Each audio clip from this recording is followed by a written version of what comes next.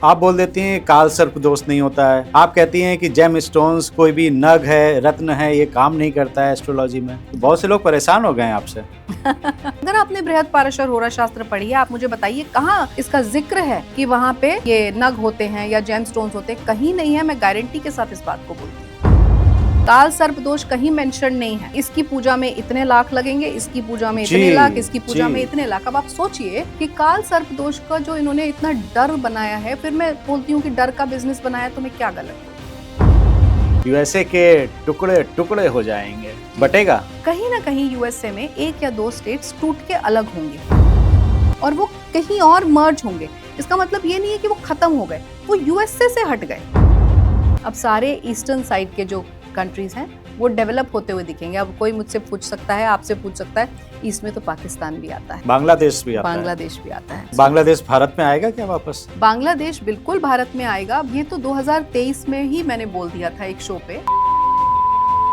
ये वॉर्स के साल होंगे और बहुत ब्लड शेड होगा और बहुत बदलाव आएगा पूरी टोपोग्राफी में, पूरी ज्योग्राफी में। 20 मार्च से लेके और 3 मई के बीच में एक पीरियड आता है। उसके बाद जून से लेके और सितंबर के बीच में दूसरा पीरियड आता है। ये 2026 की मैं बात कर रही हूँ। इसमें पाकिस्तान और भारत के बीच में स्ट्राइक्स होते हुए देखेंगे।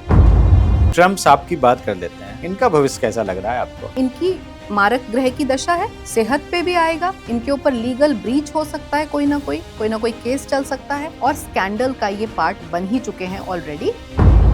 मोदी जी 2027 में पद त्यागेंगे, लेकिन फिर वो तो अगला पीएम फिर कौन बनेगा? कोई एक फीमेल आएगी विच विल बी एक नया चेहरा। बीजेपी में अक्सर होता है। Mamata Banerjee will not win और बीजेपी वेस्ट बंगाल में आएगा इस बार। आज की डेट में अगर आप मुझसे पूछते हैं, जो भी 3-4 कुंडलियां मैंने देखी, तो मुझे अखिलेश यादव जी आते हुए दिखते हैं। इसके लिए आप क्या उस पार्टी की कुंडली देखती हैं या नेता की? अखिलेश यादव से बता रही हैं या सपा की कुंडली से बता रही हैं?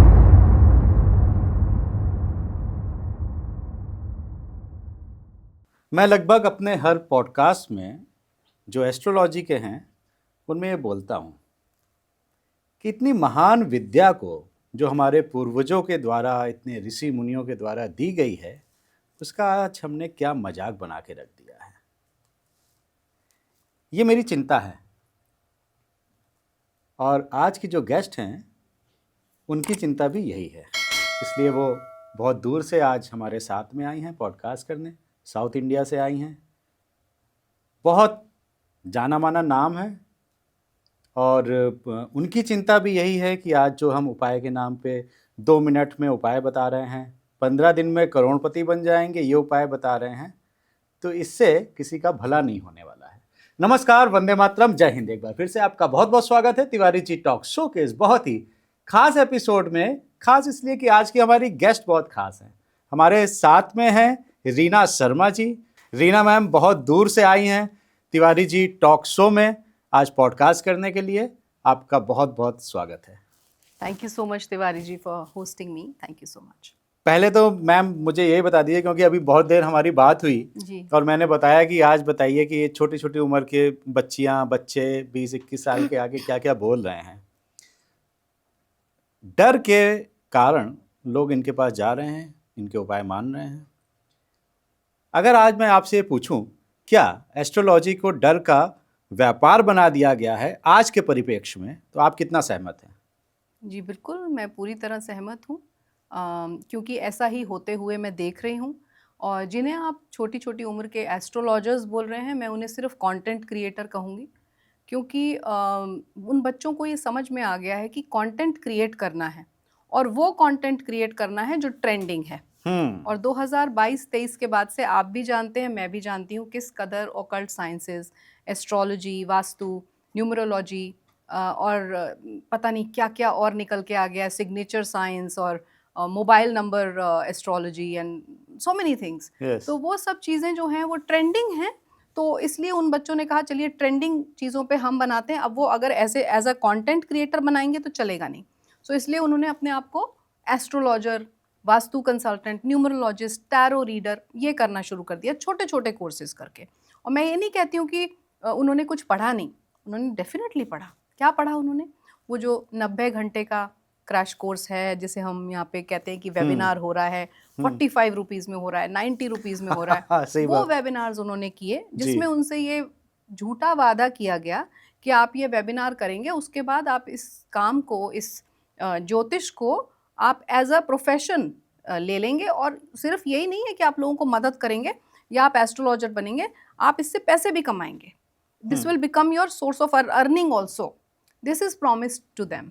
हुँ, अब इसीलिए मैं बोलती हूँ कि उन बच्चों की तो उतनी बड़ी गलती नहीं है, क्योंकि वो जिस परिप्रेक्ष्य में या जिस समाज में पल रहे हैं, बड़े हो रहे हैं, तो उन्हें ये दिख रहा है कि ट्रेंडिंग टॉपिक पे बनाना है। गलती सबसे ज़्यादा उनकी है जो इसको बिज़नेस बना के बेच रहे हैं और उन बच्चों को बता रहे हैं कि हाँ ठीक है, आप ये करिए और इससे आप पैसे कमाएँगे। उनकी ज़्यादा बड़ी गलती है।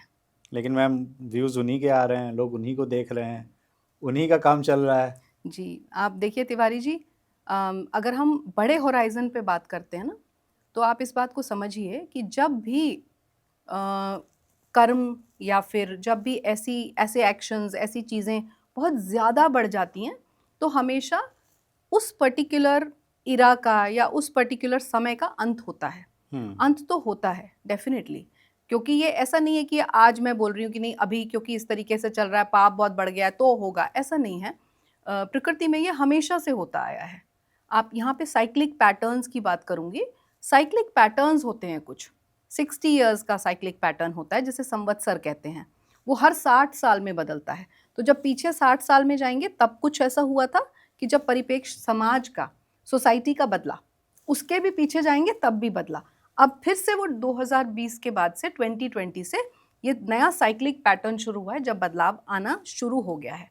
और ये धीरे-धीरे वो इतना बढ़ रहा है, जब कहते हैं ना कि बहुत सारी चीज़ें ऐसी होने लगी हैं व्हिच आर अनएक्सेप्टेबल नाउ। तब ऐसा समय आता है, ऐसी चीज़ें होती हैं कि आप देखेंगे कि ये सब कुछ एकदम दी एंड हो जाएगा। और ये मैं आज से नहीं कह रही हूँ, 2023 में there was a conversation I had with someone, जिसमें मैंने ये बात बोली थी कि अब इरा का अंत है और जैसे ही शनि का साल आएगा, वो जो कि 2024 शनि का साल आया, तब से छटनी शुरू हो जाएगी। And I use the word छटनी। उसके बाद जाने कितने लोगों के मुँह से मैंने सुना क्लेंजिंग हो जाएगा, शनि ये कर देगा, शनि उसको क्लेंज कर देंगे और उसको थोड़ा फ़िल्टर कर देंगे। सबने अपने-अपने शब्द यूज़ किए।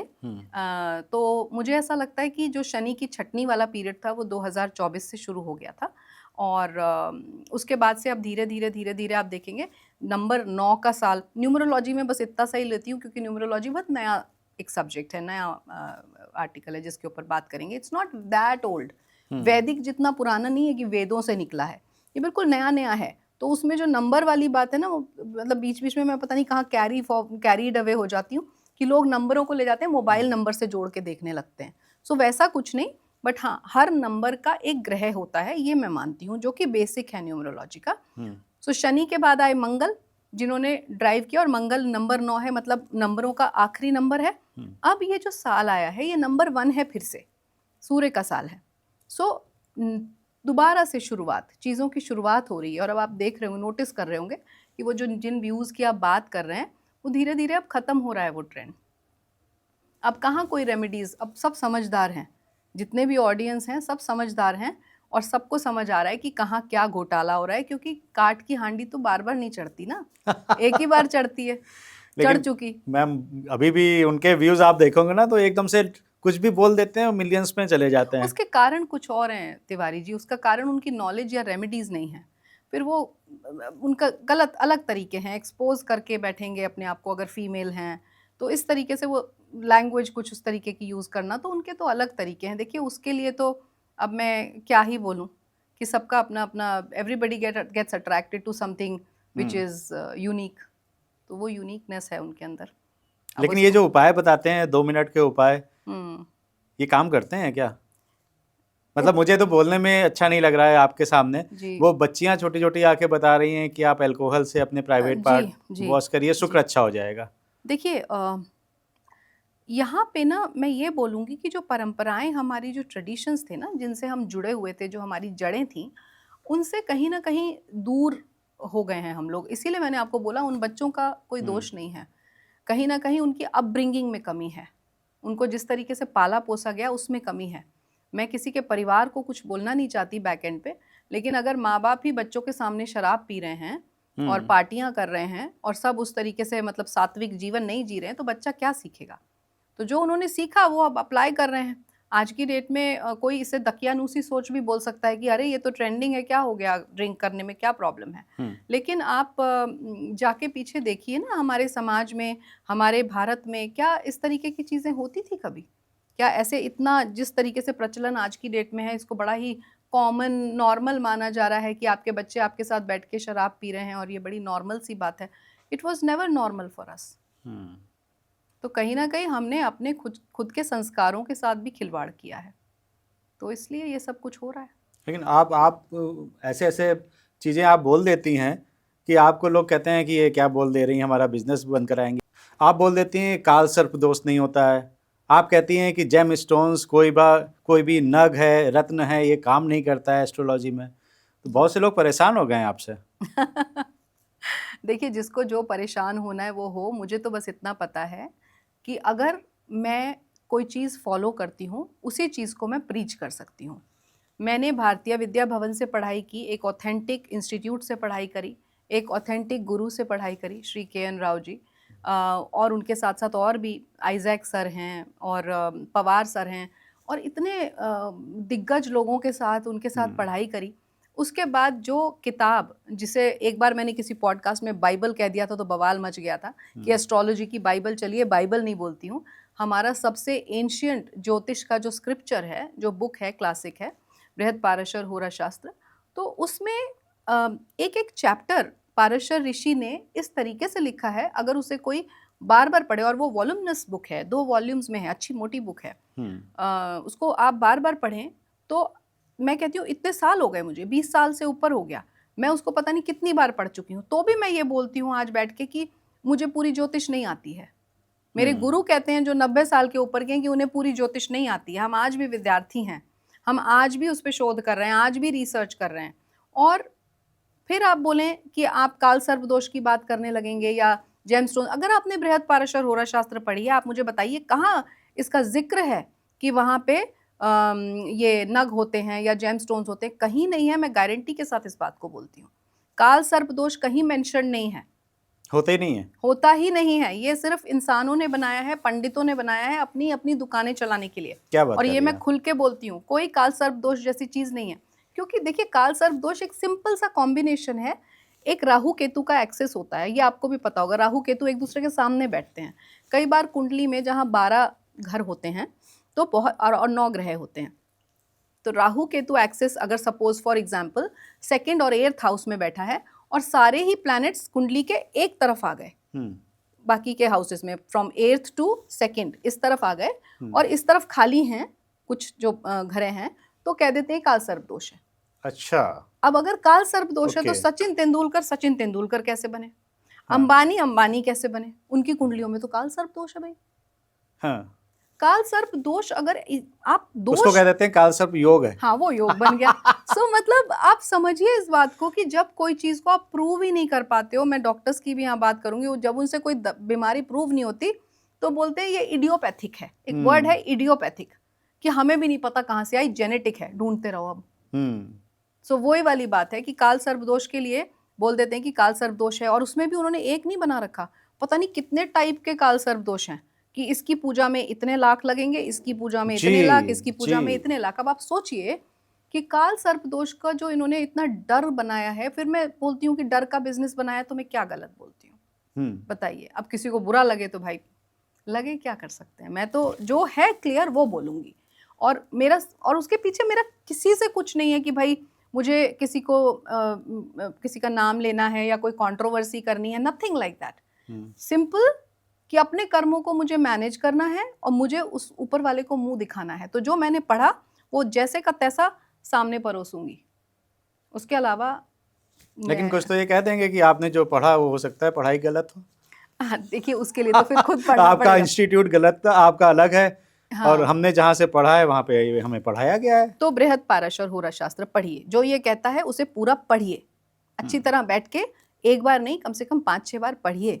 अगर उसमें आप निकाल के मुझे कोई एक वर्स, कोई एक कॉन्टेक्स्ट दिखा दें कि इसके बारे में बात हुई है, तो हम बात करेंगे। अच्छा, ये काल सर्प दोष होने की वजह से क्या क्या दिक्कतें आती हैं? काल सर्प दोष है ही नहीं जो बताते हैं जी। वो क्या क्या दिक्कतें बताते हैं? देखिए, जनरली क्या होता है, कोई भी दिक्कत के साथ आप आए, अभी मैंने आपको बोला ना, जब आपको दिक्कत समझ नहीं आती है तो आप बोल देते हो इडियोपैथिक है, डॉक्टर बोलता है। राइट। सेम एस्ट्रोलॉजर जब उसे कुछ समझ ही नहीं आ रहा क्योंकि उसने ढंग से पढ़ाई नहीं करी, हाँ। उसका कोई एक्सपीरियंस ही नहीं है, तो वो बोलता है काल सर्प दोष है। और उसमें उसको दो फायदे होते हैं, एक तो उसे कुछ एक्सप्लेन नहीं करना, दूसरा वो उस चीज को करने की पूजा के पैसे लेगा। पूजा में 1-1 लाख रुपए लेते हैं पूजा कराने में। 1 लाख, 1.25 लाख पूजा, 2.5 लाख का ये आप नग पहन लीजिए। जी। या हमारे आप मैं दंग हूँ, एक बार किसी पॉडकास्ट में मुझे बुलाया गया और वो खुद एस्ट्रोलॉजर थे, I will not name him again, Noida में। उनके घर गई हूँ, उनका जो भी ऑफिस था, एंटर करते ही मैं दंग, मैं वहां से वापस मुड़ ली। क्योंकि वहां पे जाते ही, एंटर करते ही वहां पे काउंटर्स हैं, काउंटर्स में रुद्राक्ष और नग और ये वो। मैंने कहा भैया ये तो गड़बड़ घोटाला है, वापस चलो। हाँ। हम तो मुड़ लिए वहां से वापस। मैं ऐसी जगह पे नहीं जाऊंगी, मैं ऐसे इंसान से बात नहीं करूंगी। ये जो नाग पंचमी आती है, इसमें काल सर्प दोष की पूजा कराते हैं जी।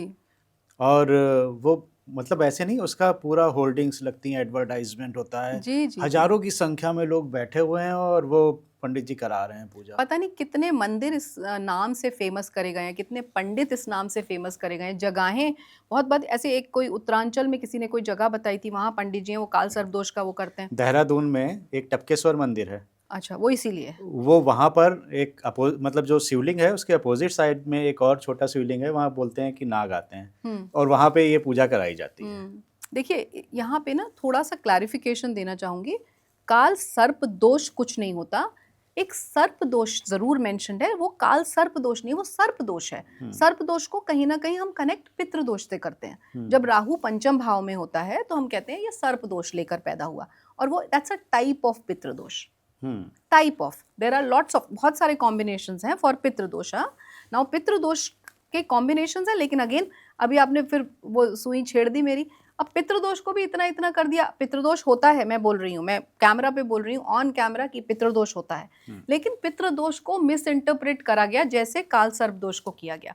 काल सर्प दोष तो है ही नहीं, उसको पहले क्रिएट करा, फिर मिस इंटरप्रेट करा, फिर उसको बेचा। यहाँ पे ये होता है, लेकिन उसको बेचने का तरीका बड़ा अलग कर दिया कि आप जाइए, आप साल में, जीवन में एक बार जाके आप इसकी पूजा करा दीजिए और पितृदोष आपका निवारण हो गया। और वो भी अच्छे खासे पैसों की पूजा होती है। आप कहीं कहीं से, कितनी दूर दूर से ट्रैवल करके उन पर्टिकुलर जगहों पे गया, या ऐसे और 2-3 जगहें हैं तो वहाँ जाते हैं और वहाँ जाके आप वो करके आते हैं।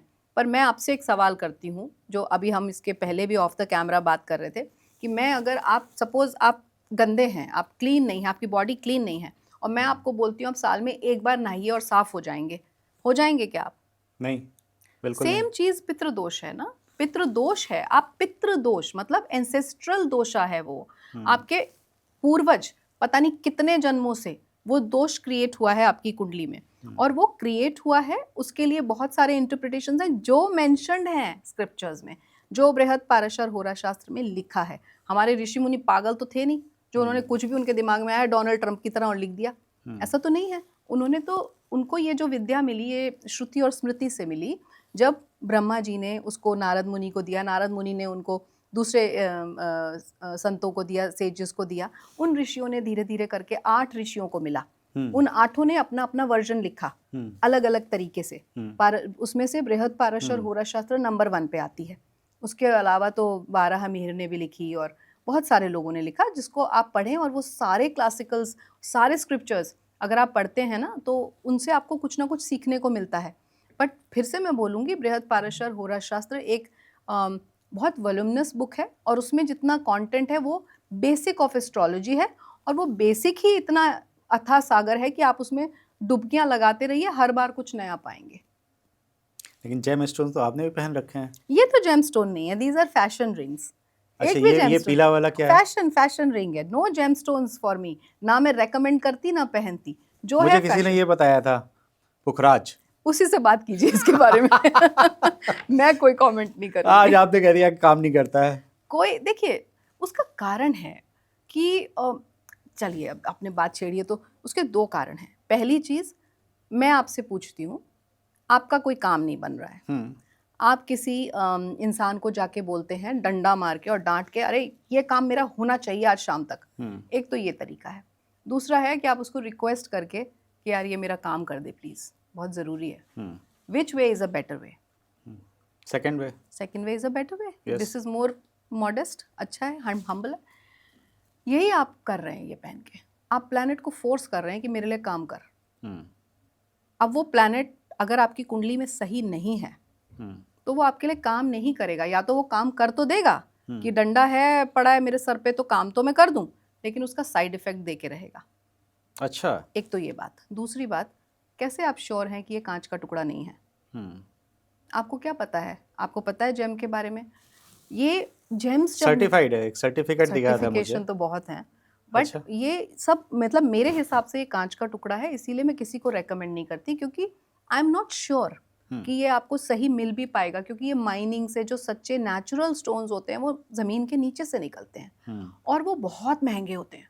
इट्स ये जो कहना ना ये 1.25 लाख का है, 1.5 लाख का, नहीं, वो उससे भी कहीं ज़्यादा महंगे होते हैं और आपको वो श्योरिटी भी नहीं है कि आपको सही मिल रहा है कि नहीं। तो इसलिए ऐसी चीज़ को रेकमेंड क्यों करना जिस दवाई का आपको पता ही नहीं है कि वो सही है कि नहीं?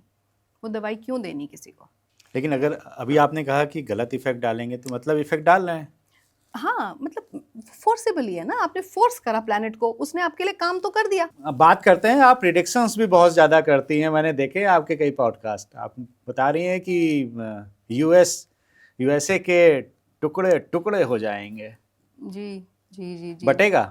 देखिए ये मेदिनी ज्योतिष से देखा जाता है। जैसे ज्योतिष है वैदिक, उसमें अलग अलग पार्ट्स हैं। हाँ। तो कुछ तो हम नेटिव्स के लिए इंडिविजुअल लेवल पे देखते हैं, ये मेदिनी है। मेदिनी का मतलब होता है कि जो वर्ल्ड वाइड हम जिस तरीके से जोग्राफिकली जब दुनिया को डिवाइड करते हैं, तो यहाँ पे मैं एक क्लैरिफिकेशन देना चाहती हूँ। ठीक है, मैंने ये प्रिडिक्शन किया, लेकिन यहाँ देश को छोड़ दें, अगर एक तरफ देश के बारे में बात ना करें, सिर्फ ज्योग्राफिकली जो बेस है ज्योतिष का उसको लेके मैं बताऊं, तो मेदिनी डिवाइड करती है ज्योतिष को डायरेक्शंस के हिसाब से।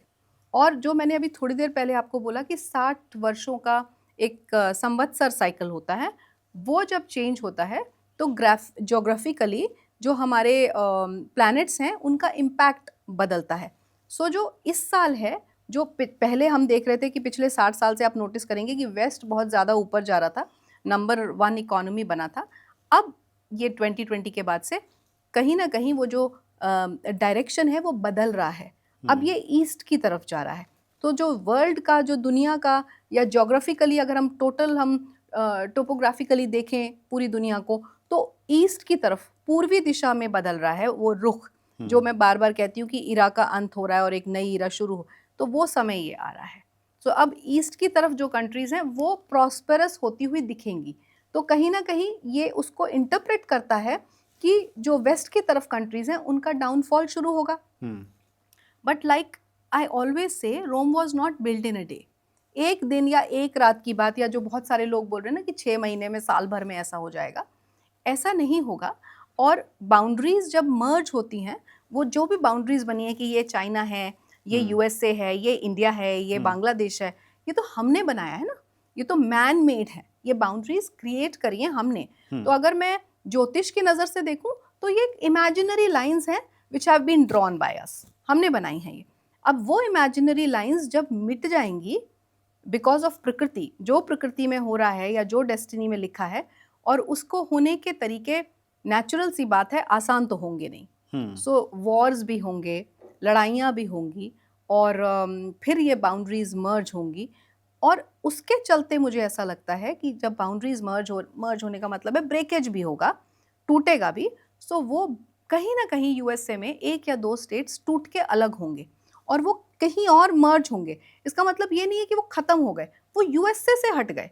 उनकी boundaries, suppose for example boundary खिंची हुई है और बाउंड्री कहीं ना कहीं एक्सटेंड हो गई, पीछे हट गई, तो वो वाली चीज़ें जो हैं वो कहीं और किसी और देश में पुश हो गई। इस तरीके से होता है।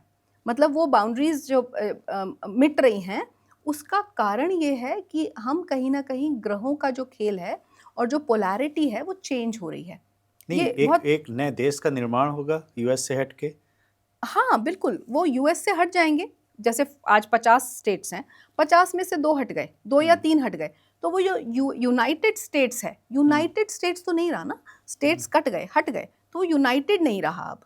तो वो बदलाव आएगा, जैसे यूएसएसआर का हुआ था, सोवियत यूनियन, जब बर्लिन वॉल गिरी थी, और उसका बहुत मतलब कैसे मैं आपको समझाऊं, कॉम्बिनेशंस आते हैं जब ट्रांजिट में, जैसे नेपच्यून और शनि मिलते हैं हर 36 साल में। तो अभी नेपच्यून और शनि मिले हुए हैं, कंजंक्ट हैं अभी इस समय। जैसे ही वो 0 डिग्री एरीज में आएंगे, जो कि मतलब बस अब आ ही गया समझिए, राउंड द कॉर्नर, तब आप देखेंगे जैसे बर्लिन वॉल गिरी थी, कुछ ऐसी चीज़ें, ऐसे बदलाव होते हैं जो वर्ल्ड वाइड आप देखेंगे कि वो रोज़मर्रा की चीज़ें नहीं हैं, वो कई कई सालों में होती हैं। और जैसे ही वो चेंज आता है तो आप पूरा ज्योग्राफिकल पैटर्न में चेंज देखेंगे, देशों में चेंज देखेंगे, बाउंड्रीज में चेंज देखेंगे, तभी नक्शे बदलते हैं। किसी ने किसी को सुन लिया और बोल दिया नक्शे बदल गए। अरे नक्शे कैसे बदले? क्योंकि वो बाउंड्रीज कहीं ना कहीं आगे पीछे हुई ना, एक्सटेंशन हुआ, घटा या बढ़ा, ऐसे ही होगा। सो इसी वजह से बहुत सारे देश हैं जिनमें बदलाव अब आएंगे, क्योंकि 2020 से वो साइक्लिक पैटर्न बदल चुका है।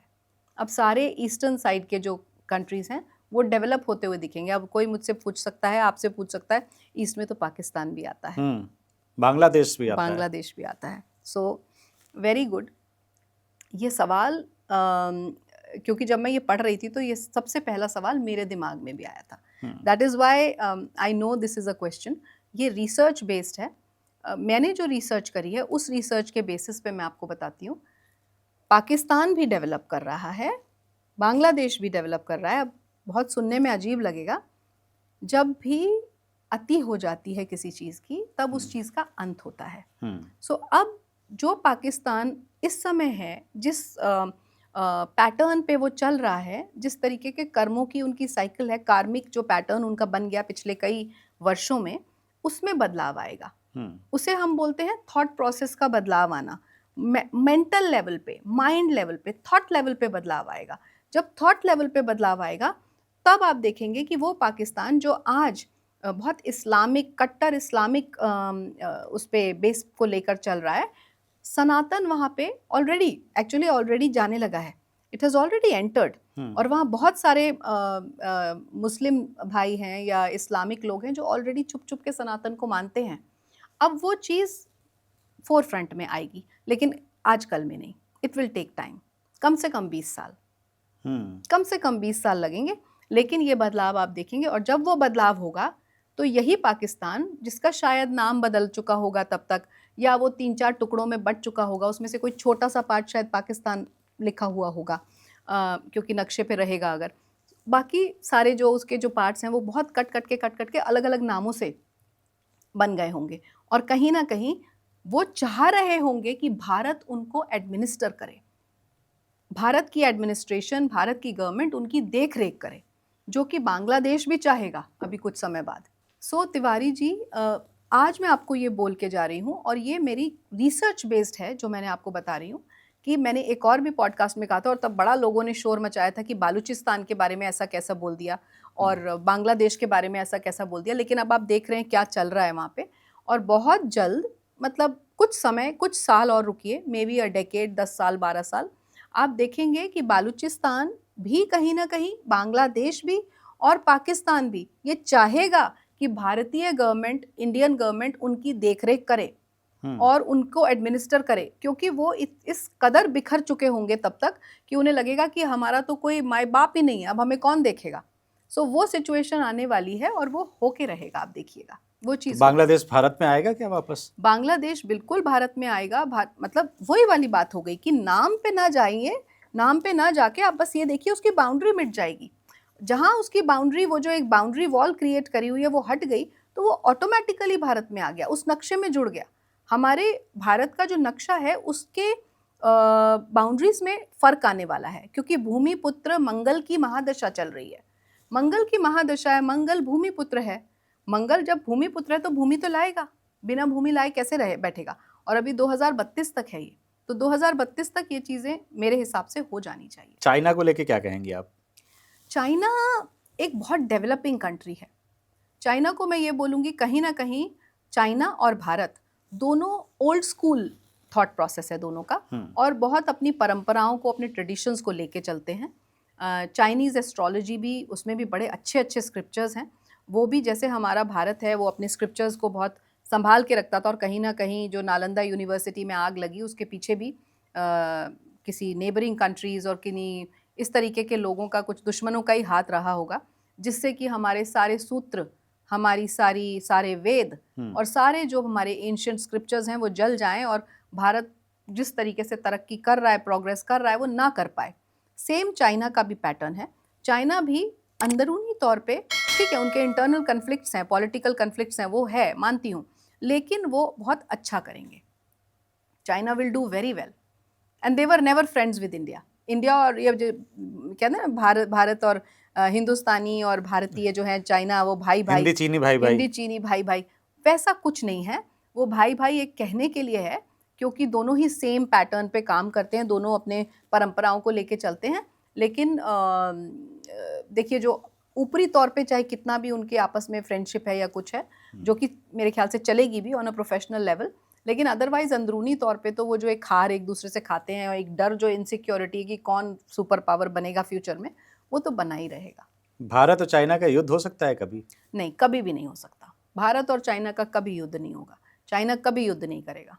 2026 में अगर मैं आपसे पूछूं कि भारत पाकिस्तान का युद्ध हो सकता है क्या? देखिए, 2026 आपने पूछा भारत पाकिस्तान का युद्ध। लोग बोलते हैं कि ये ऑपरेशन सिंदूर 3 कब आएगा और वर्ल्ड वॉर 3 कब होगा। सो देखिए, सबका ही मैं आपको जवाब देती हूँ। 2026 में जिसमें हम बैठे हैं, जिस साल में बैठे हैं, करीब आई थिंक एक शो है ज़िंदगी विद ऋचा, उसमें मैंने 2024 में बताया था कि वॉर्स का साल 2025 और 26 रहेगा और 27 भी, ये फाउंडेशन ईयर्स रहेंगे। सो ये तो 2023 में ही मैंने बोल दिया था एक शो पे कि 2025, 2026 और 2027 ये वॉर्स के साल होंगे और बहुत ब्लड शेड होगा और बहुत बदलाव आएगा पूरी टोपोग्राफी में, पूरी ज्योग्राफी में, पूरी दुनिया की। ये पहले ही बोल दिया था। और आज भी अगर हम देखें, आप खुद सोचिए, आप किसे बोलेंगे वॉर्स का होना? जब जो छोटे छोटे कंट्रीज़ हैं, whether it's Palestine, Hamas, Israel, Ukraine, Russia, सब कंट्रीज़ तो आपस में लड़ रहे हैं, भिड़ रहे हैं, और वॉर क्या होता है? और सेम चीज़ मैं बोलूँगी, वर्ल्ड वॉर 3 कैसे बनेगा? जब बहुत सारे कंट्रीज़ मिल जाएंगे और बहुत सारे कंट्रीज़ आपस में लड़ रहे होंगे, तो वो वर्ल्ड वॉर 3 है। आज की डेट में भी भारत पाकिस्तान का वॉर तो चल ही रहा है, ये तो हमेशा से चल रहा है, इट्स बीन लॉन्ग।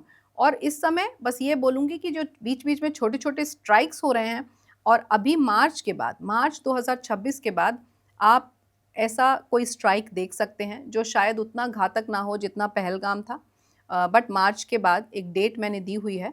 मार्च के बाद आप देखेंगे 20 मार्च से लेके और 3 मई के बीच में एक पीरियड आता है, उसके बाद जून से लेके और सितंबर के बीच में दूसरा पीरियड आता है 2026 में।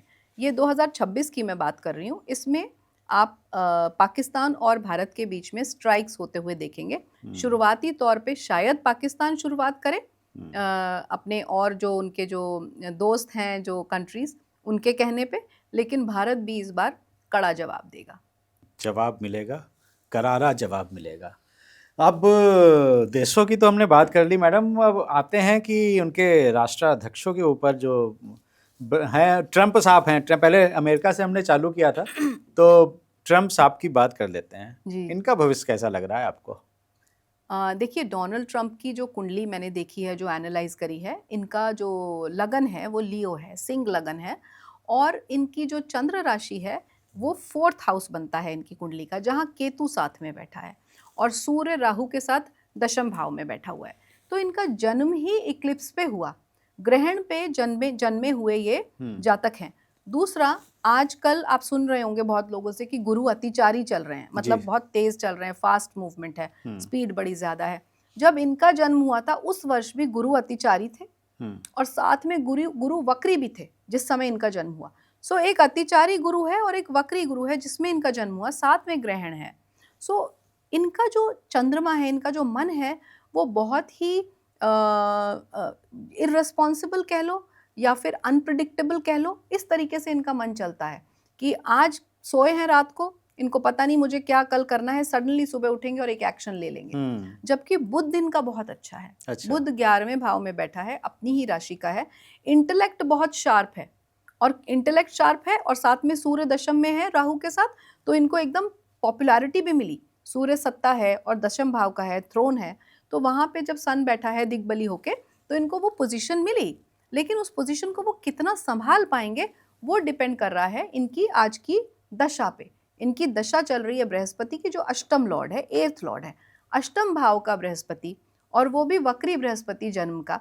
इस समय बृहस्पति अतिचारी और वक्री चल रहे हैं, तो और ये ग्रहण के बीच का समय है।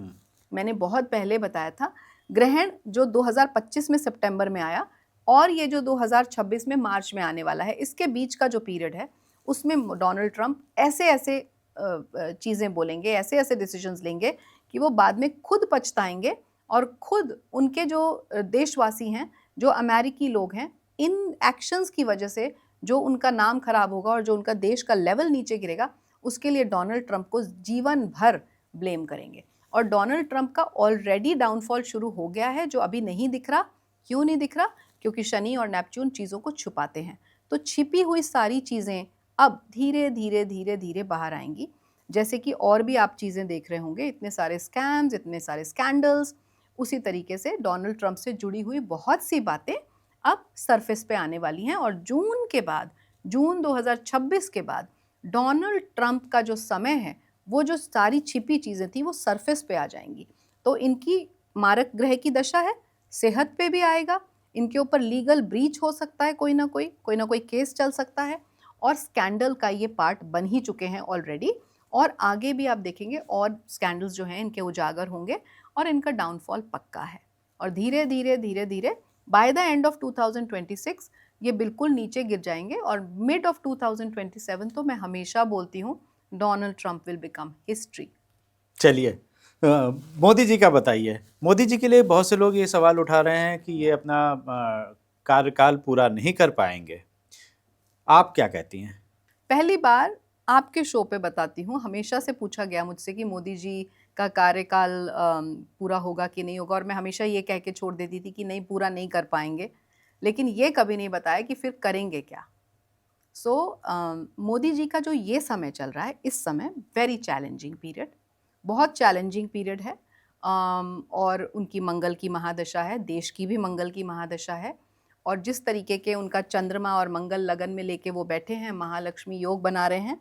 और आप अगर देखेंगे वो वृश्चिक लगन के हैं और वहीं पे मंगल बैठा हुआ है और मंगल की महादशा है, तो आप समझ सकते हैं कितना स्ट्रॉन्ग मंगल है उनका।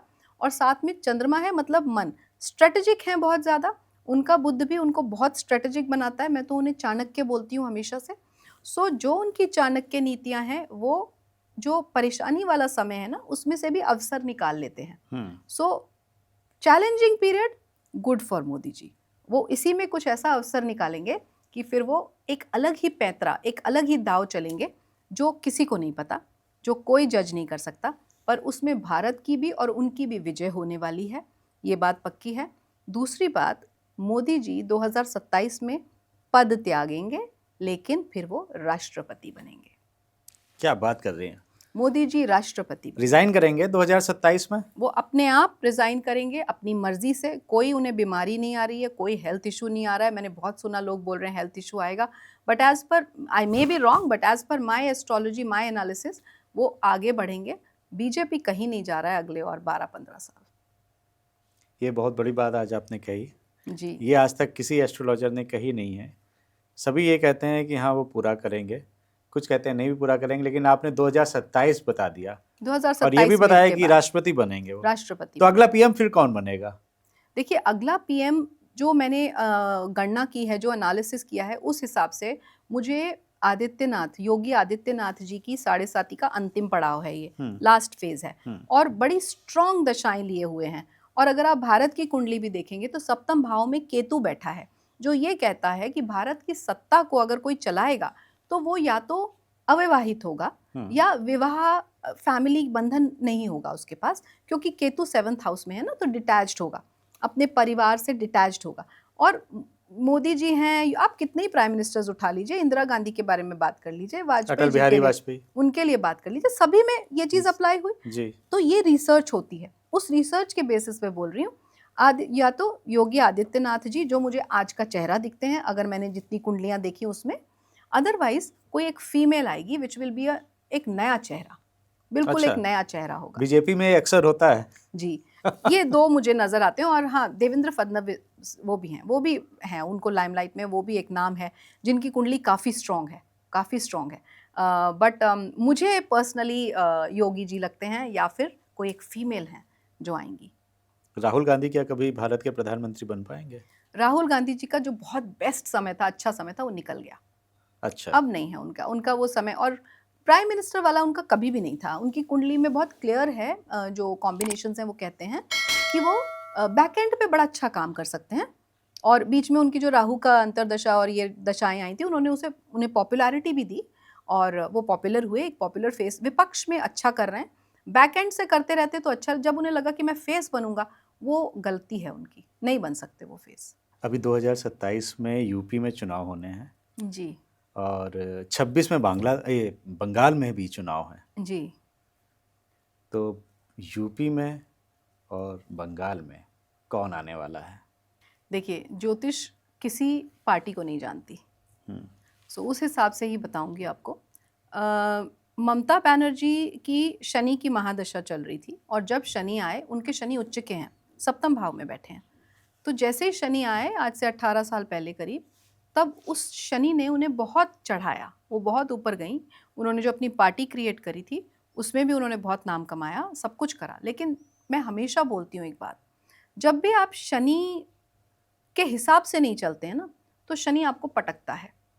सो अब जो उनका समय आ रहा है, ये शनि की लास्ट दशा है, मतलब एंडिंग टाइम है उनका।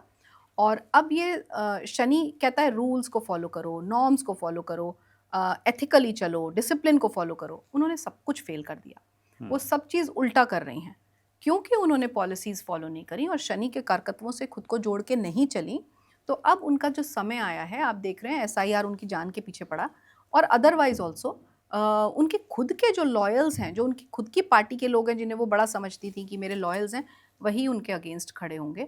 और इसी वजह से मैं बहुत श्योर हूँ, उनकी दशाएं और उनके प्लानिटरी प्लेसमेंट्स देख के, ये उनका आखिरी इलेक्शन है। Mamata Banerjee will not win, और बीजेपी वेस्ट बंगाल में आएगा इस बार। बीजेपी आएगी बीजेपी बंगाल वेस्ट में? बंगाल में, जी जी बिल्कुल। लेकिन ये इलेक्शन आसान नहीं होंगे, क्योंकि जिस हिसाब से वहाँ हिंदुओं के साथ आप देख रहे हैं, जिस हिसाब से वायलेंस चल रही है, तो हमेशा मैं बोलती हूँ ना कि बदलाव होने से पहले वायलेंस भी होगी, वॉर्स भी होंगे। और ये कहते हुए अच्छा नहीं लगता कि ऐसा होगा, लेकिन उसके बाद एक नया युग चालू रूप, होगा। हाँ, नया युग, एक नया रूप आता है। लेकिन इस सब में टाइम बहुत लगता है, और इस सब में खून खराबा बहुत होता है, जो कि बिल्कुल। वेस्ट बंगाल में भी होगा। और उसके बाद इस चीज़ को, इस रायते को समेटने में, ये सब चीज़ें जो परेशानी हो रही है, उसको समेटने में समय लगेगा। बट कुछ सालों में जाके वहाँ पे स्टेबिलिटी आएगी। एकदम मैं बोलूँ बीजेपी आ गई और स्टेबिलिटी आ गई, ऐसा नहीं होगा। 2027 में यूपी में क्या होगा? जी, यूपी में, जैसा मैंने अभी थोड़ी देर पहले बोला, उसका एक और ये भी कारण है कि योगी आदित्यनाथ जी जो हैं, वो मुझे मूव करते दिख रहे हैं सेंट्रल गवर्नमेंट में मिड 2027 के बाद। तो जब उनका ऐसा समय आ रहा है, तो कोई किसी ना किसी को वहाँ आना ही है। और अखिलेश यादव जी, जो कि नहीं थे और चले गए थे, उनको पारिवारिक उनकी जो परेशानियाँ थीं, या जो परिवारवाद की वजह से जो मासेस या लोग उनसे रुष्ट हुए थे, तो वो दशा उनकी केतु की थी, जहाँ वो डिटैच हो गए थे और लोग उनसे नाराज़ हो गए थे। लेकिन अब शुक्र की उनकी दशा, शुक्र एक्टिव हो रहा है उनकी कुंडली में, और शुक्र बड़ा अच्छा है। ये वर्ष जो 2027 है, मुझे कहीं ना कहीं ऐसा लग रहा है कि उनको मासेस भी फेवर करेगी। और क्योंकि उनकी पत्नी डिम्पल यादव जी जो हैं, वो उनके लिए अगर कैंपेनिंग कर रही हैं, तो वो उनके कुंडली का भी और जीवन का भी शुक्र है। वो शुक्र ऑलरेडी अच्छा है, और फिर वो कैंपेनिंग करेंगी, तो चांसेस बहुत ज़्यादा बन जाते हैं कि वो शायद इस बार यूपी में जीतें। क्योंकि अपने आप में वो उनकी कुंडली बड़ी स्ट्रांग है, और अपने आप में भी वो जिस तरीके से बात करते हैं, और जो उनके ओरेटरी स्किल्स हैं, जो उनका बुध है, जो उनका राहु है, सब बहुत बढ़िया बैठा हुआ है। सिर्फ परिवार के चलते, अपने जो उनके जो भी चाचा ताऊ और भाई और उन सब के चलते जो उन्होंने नुकसान उठाया था, उस सब का भरपाई अब वो 2027 के मिड के बाद करेंगे। प्लस अगर योगी जी प्राइम मिनिस्टर हुए, तो फिर वो जो कुछ भी होता था यूपी में, शायद वो ना हो। ये बहुत बड़ी बात फिर आपने कह दी। सभी मान के बैठे हैं 2027 में वापस योगी जी आएंगे, बीजेपी की सरकार आएगी। आप कह रहे हैं कि अखिलेश यादव आ सकते हैं? आ सकते हैं, मुझे बहुत लगता है उनकी कुंडली देख के। अगेन, अगर कुछ नया कोई चेहरा आ गया तो बात अलग, लेकिन अदरवाइज आज की डेट में अगर आप मुझसे पूछते हैं, जो भी 3-4 कुंडलियां मैंने देखी, तो मुझे अखिलेश यादव जी आते हुए दिखते हैं। इसके लिए आप क्या उस पार्टी की कुंडली देखती हैं या नेता की? अखिलेश यादव से बता रही हैं या सपा की कुंडली से बता रही हैं? नहीं, एक्चुअली दोनों की ही कुंडली देखी जाती है, लेकिन होता क्या है जनरली तिवारी जी, जितने भी ये पॉलिटिशियंस हैं, इनकी कुंडलियाँ गूगल पे या जब आप एआई के थ्रू देखते हैं या डेटाबेस में जो उस डोमेन पे अवेलेबल हैं, वो कई बारी गलत डिटेल्स होते हैं। सो जब वो गलत डिटेल्स हैं, तो फिर प्रिडिक्शन भी गलत हो जाती है। इसका ये तथ्य, क्योंकि हम लोगों के पास तो वही अवेलेबल होगा जो कि गूगल पे या फिर इंटरनेट पे अवेलेबल है। आपने कहा था बिहार में नीतीश कुमार दोबारा मुख्यमंत्री नहीं बनेंगे, जी। गलत हो गई थी आपकी प्रिडिक्शन। हाँ, लेकिन मैं आज भी उस बात को स्टिक करती हूँ और उसका मैंने एक्सप्लेनेशन एक और शो पे दिया था कि मैंने उनकी जो कुंडली देखी थी, अगेन उसके डिटेल्स एक तो सही नहीं थे, दूसरा आज अगर वो डिटेल्स सही थे और मैंने वो देखी थी, आज भी मैं कहती हूँ कि उनको हेल्थ इश्यूज आएंगे और कोई ना कोई मिडवे बदलेगा। पूरा नहीं करेंगे टर्म? पूरा नहीं करेंगे टर्म, अगर वो डिटेल्स करेक्ट थे। I am giving a disclaimer here कि अगर वो डिटेल्स करेक्ट थे, क्योंकि ये डिस्क्लेमर बहुत ज़रूरी है, क्योंकि हमारे पास जो डेटा है, कुंडलियाँ उसी पे बनती हैं। अगर इंडिविजुअल प्रिडिक्शंस इतने करेक्ट होते हैं, जो 90%, 92% उसका जो रेशियो है वो करेक्शन है, तो पॉलिटिशियंस के लिए या देश के लिए क्यों करेक्ट नहीं होंगे? इसका मतलब वो डेटा गलत है। चलिए, राजनीति और राजनेताओं की बहुत सी बातें हो गई। अब आते हैं सोने के भाव को लेके। बहुत इस समय जितने भी एस्ट्रोलॉजर्स हैं उन्होंने हल्ला मचा रखा है, सोना खरीदो, सोना खरीदो, सोना खरीदो। कोई कह रहा है 2 लाख होगा, कोई कह रहा है 3 लाख होगा। सो तिवारी जी, देखिए, मैंने तो बहुत पहले बता दिया था, और बहुत पहले मतलब 2023 के एंड में या 2024 का मिड रहा होगा, जिसमें मैंने किसी शो में ये बोला था, मुझे भी याद नहीं किस में बोला था, कि सोना 2026 में शुरुआत में और मिड तक, शुरुआती तौर पे मैंने बोला था it will be somewhere around 1.5, और जब तक अंत होगा 2026 तो ये 2 के करीब पहुंचेगा, और मिड 2027 में 2.5 पहुंचेगा, और 2030 में 5 लाख पहुंचेगा। मतलब ये सारी फिगर्स मैं आपको दे रही हूँ।